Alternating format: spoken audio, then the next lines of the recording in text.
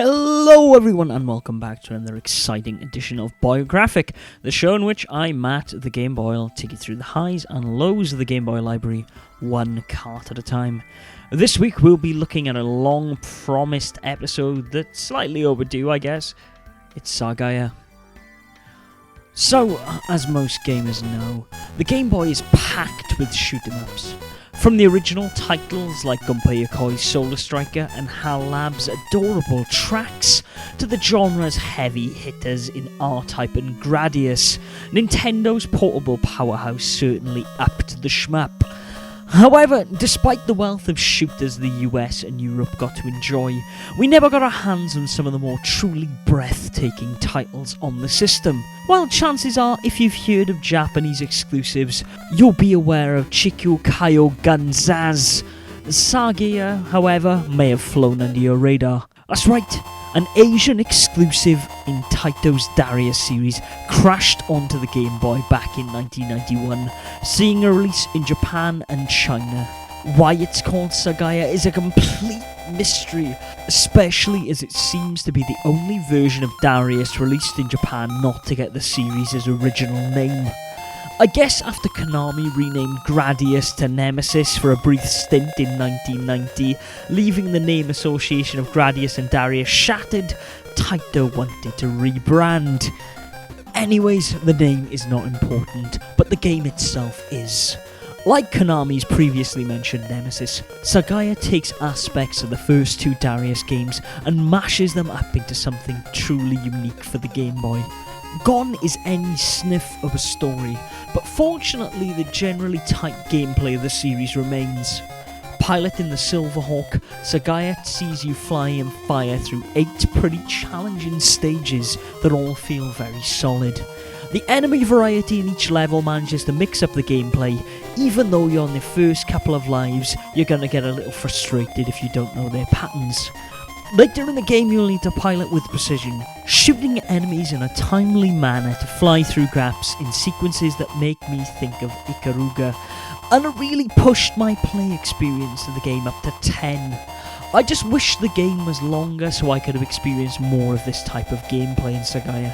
What's truly interesting is Sagaia's upgrade system. Unlike a game like Nemesis where all your power-ups are lost on death, Sagaia rewards you for staying alive longer by tiering its item upgrades. By collecting 4 of one power-up, be that a laser, bomb or shield, you're able to permanently upgrade your ship to a new standard. This is a really nice feature, as it means dying and continuing on the last stage doesn't instantly put you at a disadvantage if you played well enough to get there in the first place. Something I believe that other shmups could take note of, and with 3 tiers of each power-up, you really want to stay alive to reap the benefits of them, making you play better out of necessity. At the end of each stage, in true Darius fashion, there's a huge mechanical space fish that needs dispatching. Let's be honest with ourselves, using fish instead of aliens as bad guys in these games is pure madness, but they look totally badass. From the metallically scaled fish to the totally armoured turtles, the aquatic arsenal of the enemies is something to be feared.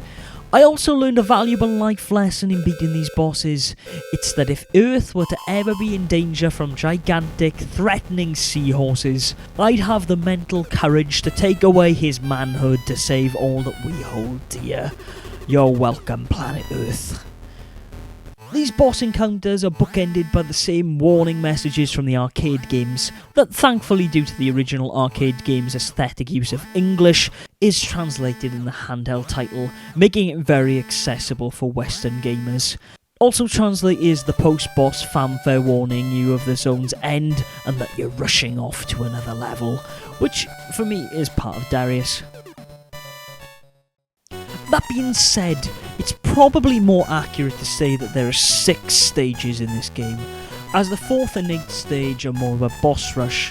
Between brief waves of enemies you fight amped up versions of the previous 3 bosses, but with a 4th uber tough boss at the end of these runs. These levels are not only filler-tastic, but generally are a pain in the arse due to their difficulty.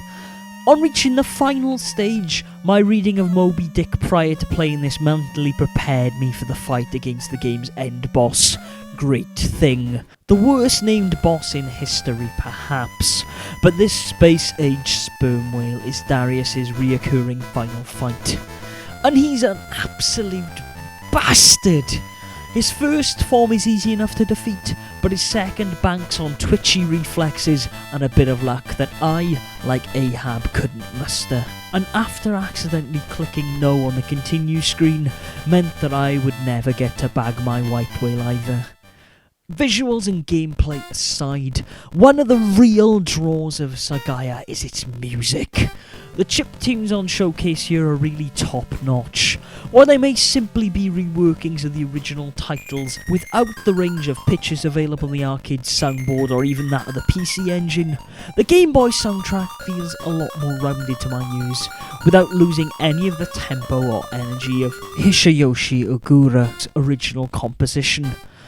If you're looking for a solid shooter on the Game Boy, and I mean that in both terms of gameplay, sturdiness and difficulty, as even with the game set to easy difficulty, it still packs a punch, then you're really going to like Sagaia. Its visuals, music and playstyle are all pushing the Game Boy to its limit, and despite the distaste that boss rushes leave in my mouth, I can't help but feel Sagaia is a great game that, due to its limited release, is really an overlooked Game Boy classic. Unfortunately, this isn't helped by the general scarcity of the game, and it sits towards the higher end of the Game Boy price spectrum. Though, rest assured that it's nowhere near as expensive as Zaz. If you're a shooter fan, then be sure to check it out if possible. But for those with tight pockets and an allergy to tough gameplay, it's probably best observed from the comfort of your computer screen via YouTube or emulation. And that brings us to the end of another Boyographic, ladies and gentlemen. I hope you enjoyed. If you have, please subscribe and share this around with some other people you think might be interested. If you have subscribed already, then why not check out some other great content, such as the Boyographic videos, which I look at the highs and lows of the Game Boy library one cart at a time. You can also check out our Boy Curious series, where I look at some bootlegs and oddities for the Game Boy, and also check out our All the Glory videos, Game Boy long plays with none of the deaths, giving you all of the glory. Also, if you're watching this video right now, please check in the description of this video for your chance to win a Game Boy Advance SP. Until next week, Game Boys and Girls, game on.